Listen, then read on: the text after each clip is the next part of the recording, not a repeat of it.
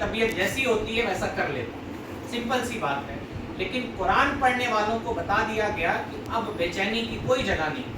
جو آپ قرآن میں پڑھیں وہی حق اور سچ ہے اور ہمیں اس پہ عمل کرنا چاہیے.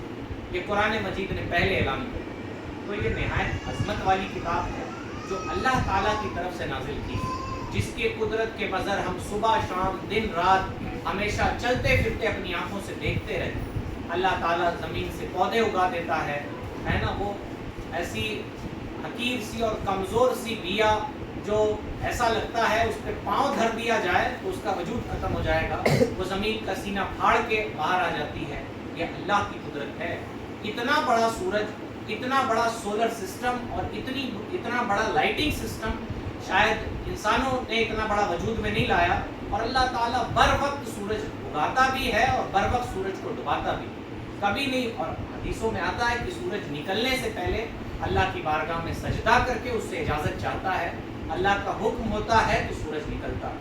اتنی عظمت والا رب جس نے ہمیں آپ کو پیدا کیا، کتنے احسانات ہم پہ فرمائے کہ ہمیں درست جسم عطا فرمایا، ہماری آنکھیں درست ہیں، ہمارے ہاتھ پیر درست ہیں، ہم سانس لے رہے ہیں. اور ایک واقعہ یاد آتا ہے کہ ایک شخص تھا تو کہیں شاید عمرہ پہ گیا ہوا، تو اس کی طبیعت خراب ہو گئی تو اس نے اپنا علاج کرایا ہاسپٹل میں. تو اس کو بل تھما دیا گیا کچھ ڈالر کا. وہاں کی جو روپیہ تھا، دینار یا درہم یا جس بھی جگہ وہ تھا، تو وہ بل لے کے رونے لگا.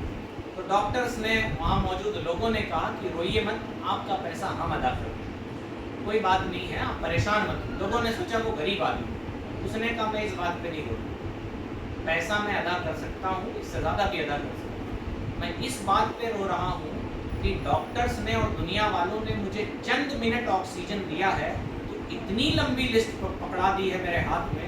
میرا رب تو مجھے بچپن سے مفت میں سانسیں دے رہا اور اس نے کوئی حساب نہیں لیا، اس نے کچھ ہمارے اوپر مواخذہ نہیں رکھا. تو وہ رب اتنی عظمت والا رب ہے. اگر ہم اس کی عظمت اور بڑائی سمجھنا چاہیں تو اپنی ذات میں غور کر کے سمجھ جائیں، اور نہ سمجھنا چاہیں تو ہمارے گھر میں قرآن بھی موجود ہو تو نہیں سمجھتے، ہے نا. ہم اس کی عظمت سے نہیں ڈرتے قرآن مجید پڑھنے کے باوجود. ہم اس کی عظمت کے ترانے گاتے ہیں لیکن اس کا خوف ہمارے دلوں میں نہیں.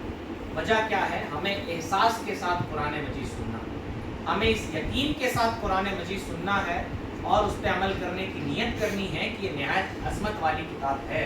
اور قرآن کا بھی یہی طریقہ کار رہا ہے کہ پہلے قرآن مجید نے قرآن مجید کی عظمت بیان کی کہ وہ بلند رتبہ کتاب جس میں شک کی کوئی گنجائش نہیں. تو پہلا کام ہم سنت الہی کے مطابق یہ کریں کہ ہم سمجھ جائیں کہ ہم کوئی عام کتاب پڑھنے نہیں جا رہے بلکہ اللہ کی نہایت عظمت والی کتاب پڑھنے جا رہے ہیں.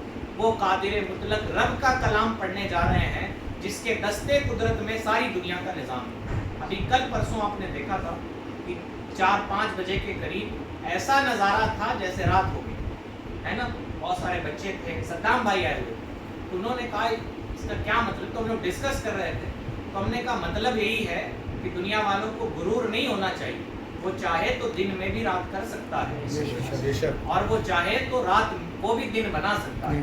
اور بندے ایسے ہی غفلت میں رہیں. آپ سوچیں گے ابھی تو بہت ٹائم ہے قیامت میں، ابھی کہاں قیامت کی تاریکی اور پریشانی آنے والی ہے.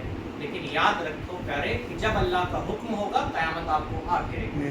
موت آپ کو اپنے دامن میں لے لے گی. آپ کو سمجھ بھی نہیں آئے گا کہ ابھی تو ہم نے بڑے بڑے پلان کر کے رکھے تھے. ہمیں بیٹے کی شادی کرنی ہے، بیٹی کا بیاہ کرنا ہے، ہمیں فلانے کے گھر گھومنے جانا ہے. بڑے بڑے پلان دھرے کے دھرے رہ جاتے. اسی دن کچھ دیر پہلے اسی گھر میں ہم لوگ آئے تھے، ہم اور صدام بھائی روم کے سلسلے میں، اور گئے اور اچانک ایسا موسم ہوا گویا رات کے 2 بج رہے ہیں.